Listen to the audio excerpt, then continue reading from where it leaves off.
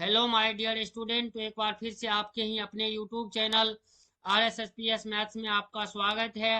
आज मैं इस वीडियो के माध्यम से आप लोगों को पढ़ाऊंगा हिंदी व्याकरण में वर्णमाला। ये वर्णमाला का दूसरा वीडियो है।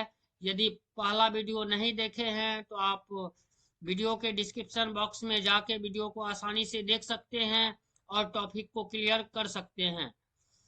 तकदीर के खेल से निराश नहीं होते, तकदीर के खेल से निराश नहीं होते, जिंदगी में ऐसे कभी उदास नहीं होते, जिंदगी में ऐसे कभी उदास नहीं होते। हाथों की लकीरों पर क्यों भरोसा करते हो, हाथों के लकीरों पे क्यों भरोसा करते हो। तकदीर उनकी भी होती है, तकदीर उनकी भी होती है जिनके हाथ नहीं होते, जिनके हाथ नहीं होते। तो ज्यादा देर ना करते हुए मैं डायरेक्ट टॉपिक पे डिस्कस करूंगा। तो चलिए टॉपिक को स्टार्ट करते हैं। तो पहला है व्यंजन वर्ण। तो व्यंजन वर्ण की परिभाषाओं को देखेंगे। जो वर्ण स्वर वर्ण के सहायता से बोले जाते हैं व्यंजन वर्ण कहलाते हैं। उदाहरण के लिए क वर्ग के सभी वर्ण, च वर्ग के सभी वर्ण और ट वर्ग के सभी वर्ण, ट वर्ग के सभी वर्ण और प वर्ग के सभी वर्ण, य वर्ग के सभी वर्ण। ये 6 प्रकार के होते हैं। एग्जाम में क्वेश्चन आपको इस तरह से भी पूछा जा सकता है, व्यंजन वर्ण कितने प्रकार के होते हैं। तो व्यंजन वर्ण 6 प्रकार के होते हैं। तो चलिए बारी बारी करके 6 प्रकार को देखते हैं आखिर क्या क्या है। तो स्पर्श व्यंजन या स्पर्शी व्यंजन, इनकी संख्या 25 होती है। आप इनको याद रख सकते हैं, क से लेके म तक का सभी वर्ग, सभी वर्ण। तो मैं बता देना चाहूंगा, इसको याद रखने का एक जबरदस्त ट्रिक है, याद रखेंगे कचट तप। तो कहने का सही सेंस ये है, क से लेके प वर्ग तक के सभी वर्ण स्पर्श व्यंजन कहलाते हैं।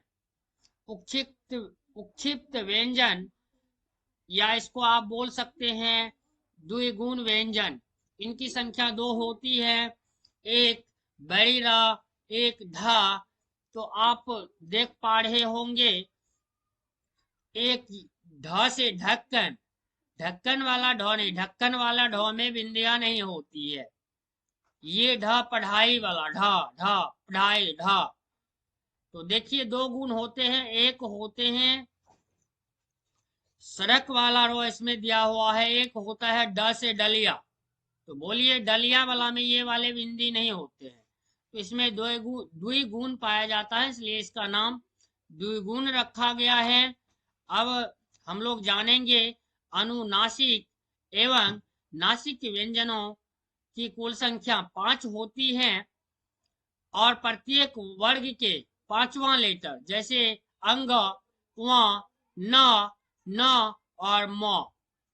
अंतस्थ व्यंजन, अंतस्थ व्यंजन की संख्या 4 होते हैं, यह, य, र, ल और व। अब चलिए देखते हैं उसमें व्यंजन, उस व्यंजनों की संख्या भी 4 होती है। स, स, स, ह। संयुक्त व्यंजन की भी संख्या 4 होती है, अक्ष, त्र, ज्ञ और स्र।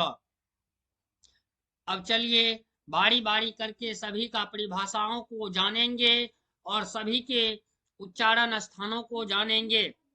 एग्जामिनेशन पॉइंट ऑफ दृष्टि से क्वेश्चन बहुत महत्वपूर्ण है, क्योंकि किसी भी एग्जाम हो, यदि हिंदी से प्रश्न पूछा जाता है तो वर्णमाला टॉपिक से 6 से 7 प्रश्न आपको दिख जाएगा, जिसमें कि उच्चारण स्थान से क्वेश्चन भी बहुत ज्यादा पूछा जाता है।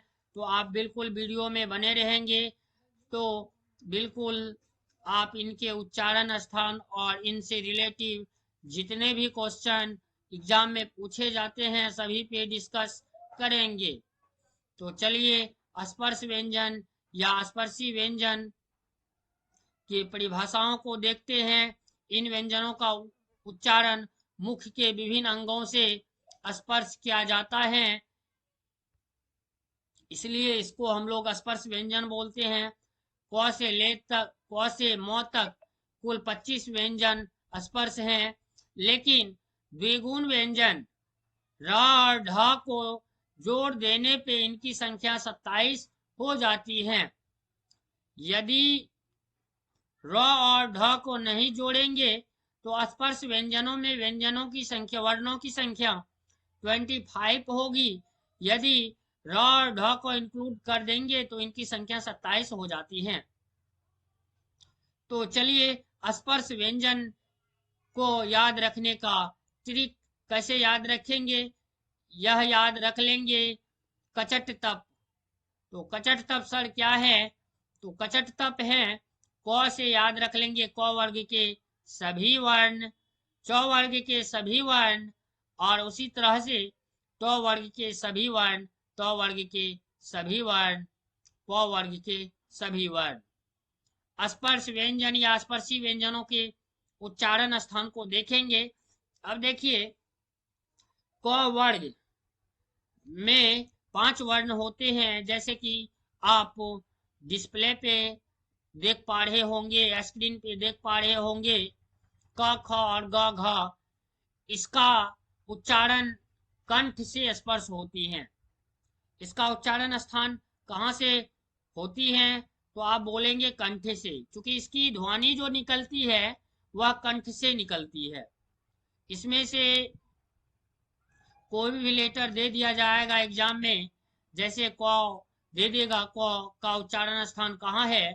आपको 4 ऑप्शन दिए रहेंगे, कंठ, मूर्धा, तालु और दंत। यदि आप इसको जानेंगे, इसकी ध्वनि कहाँ से आती है, तभी आप इस प्रकार के क्वेश्चन को आसानी के साथ बना पाएंगे। और च वर्ग में भी 5 वर्ण होते हैं। इसका उच्चारण तालु से स्पर्श होती हैं। यानी च वर्ग का उच्चारण स्थान कहाँ से होता है? तो आप बोलेंगे तालु से। और उसी तरह से ट वर्ग का उच्चारण मूर्धा से होती है। तो इनका उच्चारण स्थान यदि कोई पूछेगा तो आप क्या बोलेंगे? मूर्धा से।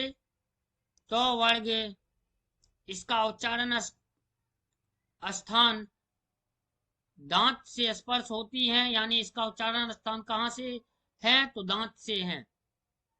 प वर्ग, प फ ब भ म, इसका उच्चारण स्थान ओठ से होता है। अब चलिए हम लोग जानेंगे उक्षिप्त या द्विगुण व्यंजन किसको कहेंगे। उक्षिप्त व्यंजन में 2 वर्ण आते हैं, र और ढ। स्पर्श व्यंजनों के ट वर्ग से र और ढ 2 वर्ण है, इसमें जीव और मूर्धा से टकराती है। वही उक्षिप्त व्यंजन और अंतर्गत आए र और ढ में भी जीभ का अलग अलग भाग थोड़ा थोड़ा ऊपर उठकर झटके से नीचे गिराते हैं। उक्षिप्त शाब्दिक अर्थ है उछालना, फेंकना। इसके उच्चारण में जीभ का उक्षेपण करना होता है, इसलिए इन्हें उक्षिप्त व्यंजन कहते हैं। अब चलिए हम लोग देखेंगे अनुनासिक या नासिक व्यंजन। भाषा विज्ञान में व्यंजन वर्णों का अद्वितीय और महत्वपूर्ण वर्ग होता है, जिनके उच्चारण के लिए हमारे नाक का बड़ा महत्व होता है। इन व्यंजनों को नासिक व्यंजन कहा जाता है, क्योंकि इनका उच्चारण नाक से होता है। यह वर्ण बोलते समय हमारी नाक का उपयोग किया जाता है, जिसमें व्यंजन की ध्वनि उत्पन्न होती है। नासिक व्यंजनों की कुल संख्या 5 होती है, जैसे अंग, व, मूर्धन्य, दंतन, म। अब चलिए अब देखते हैं अंतस्थ व्यंजन को। अंतस्थ व्यंजन अंतःकरण से उच्चारित होने वाले व्यंजन को कहा जाता है। जैसे य, र, ल और व। अब चलिए देखते हैं ऊष्म व्यंजन को। ऊष्म व्यंजन जिन वर्णों का उच्चारण मुख से विशेष प्रकार से गर्म उष्मा वायु निकलती है तो उन्हें ऊष्म व्यंजन कहते हैं। जैसे कि देखिए, यदि य बोलेंगे, र बोलेंगे, ल बोलेंगे, सॉरी तालब स, मूर्धन स, दंत स, ह बोलेंगे, तो इसकी आप मुंह के पास हाथ को रखेंगे तो आप देखेंगे कि गरम गरम उष्मा निकलती हुई रहती हैं। इसलिए इसका नाम क्या रखा गया है? ऊष्म व्यंजन रखा गया है।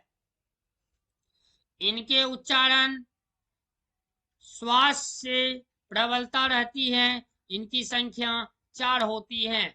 जैसे तालब स, मूर्धन्त स, दंत स और ह। अब चलिए हम लोग देखेंगे संयुक्त व्यंजन किसको कहते हैं। दो व्यंजनों के मेल से बने व्यंजन संयुक्त व्यंजन कहलाते हैं।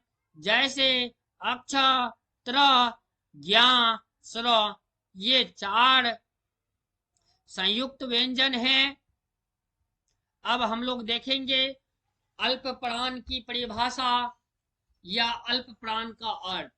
यह टॉपिक के ना जाने एग्जामिनेशन पॉइंट ऑफ व्यू से कितना महत्वपूर्ण है, इससे एग्जाम में बार बार क्वेश्चन पूछा जाता है।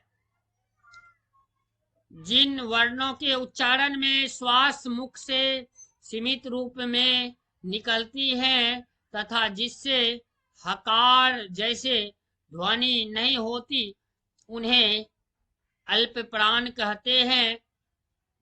इसको याद रखने का आप देखिए, याद इस तरह से रखेंगे। प्रत्येक वर्ग का पहला, तीसरा और पांचवा वर्ण अल्प प्राण होते हैं।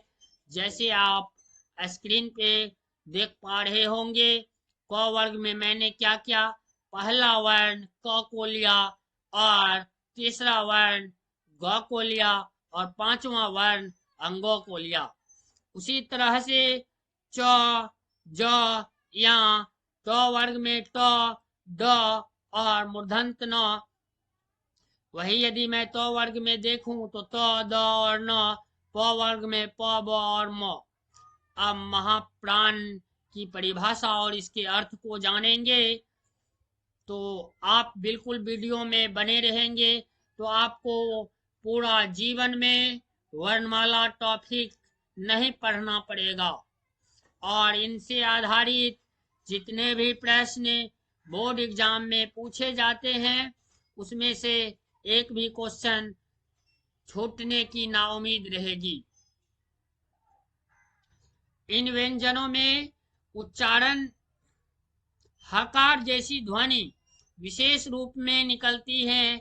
जैसे श्वास भी निकलती है और समय लगता है, जिसम के कारण महाप्राण कहा जाता है। महाप्राण का कहने का अर्थ है कि वर्णों के उच्चारण में प्राण वायु का विशेष महत्व होता है। इसको याद इस तरह से रखेंगे। प्रत्येक वर्ग का दूसरा तथा चौथा वर्ण महाप्राण होता है। इसकी संख्या 14 होती है। जैसे कि क वर्ग में जिस तरह से मैंने आपको बताया, दूसरा और चौथा वर्ण महाप्राण होते हैं। तो इस वर्ण में देखिए,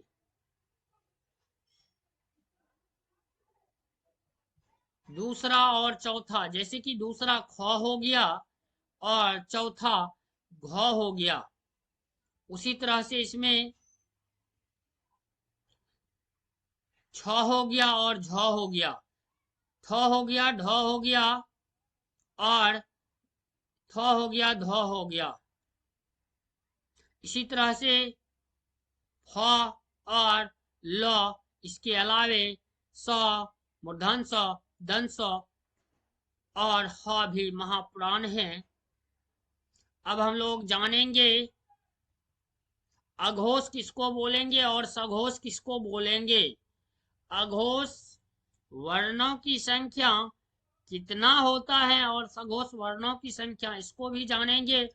तो आप वीडियो में बिल्कुल बने रहेंगे। तो चलिए देखते हैं जिन वर्णों के उच्चारण में नाद की जगह केवल सांस का उपयोग होता है उन्हें अघोष वर्ण कहते हैं। इसकी संख्या 13 होती है और प्रत्येक वर्ग का एकवां दोवां वर्ण अघोष कहलाते हैं, जो इस प्रकार हैं। क ख च झ च छ ट ठ और त थ।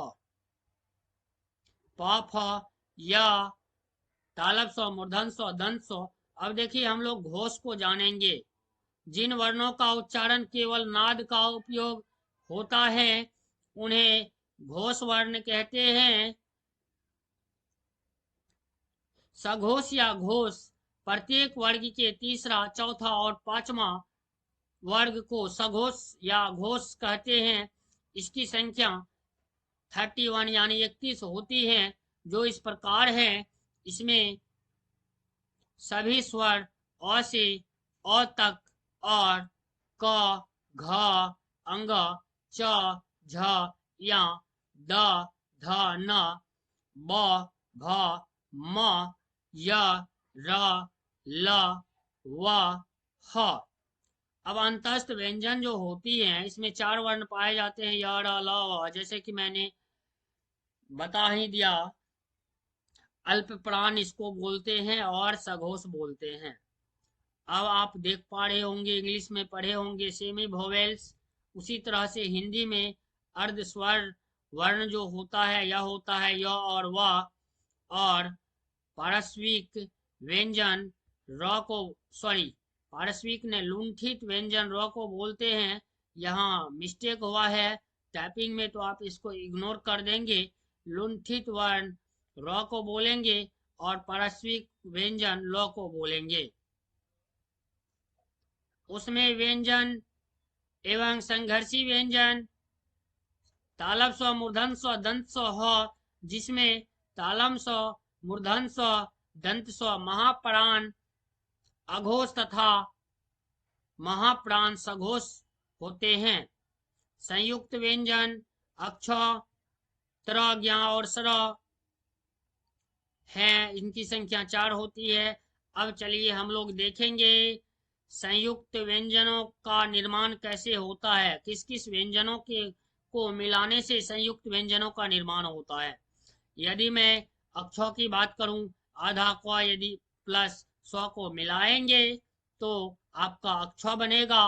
उसी तरह से त्र का निर्माण आधा त और र को मिलाएंगे तो त्र का निर्माण कर देगा।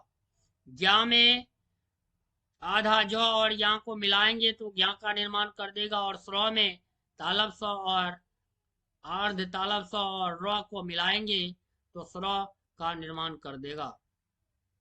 तो मैं एक बार आप लोगों को बता देना चाहूँगा, इसी तरह के वीडियो को पाने के लिए हमारे RSSPS मैथ्स चैनल को सब्सक्राइब कीजिए और वीडियो को ज़्यादा से ज़्यादा शेयर कीजिए, ताकि दूसरे बच्चे भी आसानी के साथ सीख सके। वक्त के साथ खुद ही ढलना सीखे, वक्त के साथ खुद ही ढलना सीखे, भीड़ से निकलना सीखे, अकेले चलना सीखे, अकेले चलना सीखे। तब तक के लिए बाय बाय टाटा, फिर मिलते हैं अगले वीडियो में।